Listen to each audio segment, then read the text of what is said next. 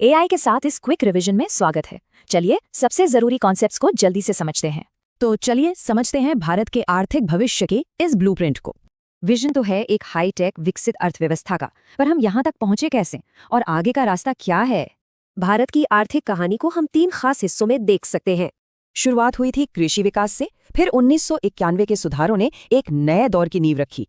Growth rate कितनी तेजी से बढ़ी है, 3% से कम से आज 7.5% से भी ज्यादा हो गई है। तो सवाल ये है कि भविष्य में हमारी इकोनॉमी कितनी बड़ी होगी।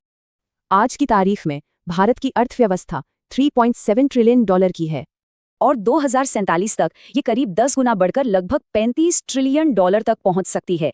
इस सफर में कई अहम पड़ाव होंगे, जैसे 2030 तक 7 ट्रिलियन डॉलर्स तक पहुंचना। बड़ी जीडीपी तो ठीक है, लेकिन इसका आम आदमी की कमाई पर क्या असर पड़ेगा? अनुमान है कि प्रति व्यक्ति आय लगभग $2,400 से सीधे $21,000 तक पहुंच जाएगी। ये बदलाव आएगा इकोनॉमी के स्ट्रक्चर में एक बड़ी शिफ्ट से। 2023 में कृषि का अर्थव्यवस्था में एक अहम हिस्सा था, लेकिन 2047 तक इंडस्ट्री की हिस्सेदारी बढ़ेगी और कृषि की भूमिका थोड़ी कम हो जाएगी।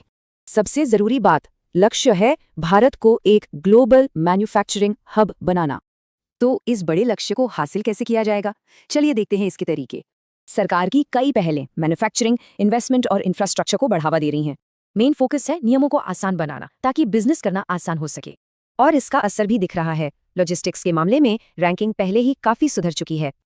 तो खाका तो तैयार है, लेकिन इस सफर में कई बड़ी चुनौतियां भी होंगी।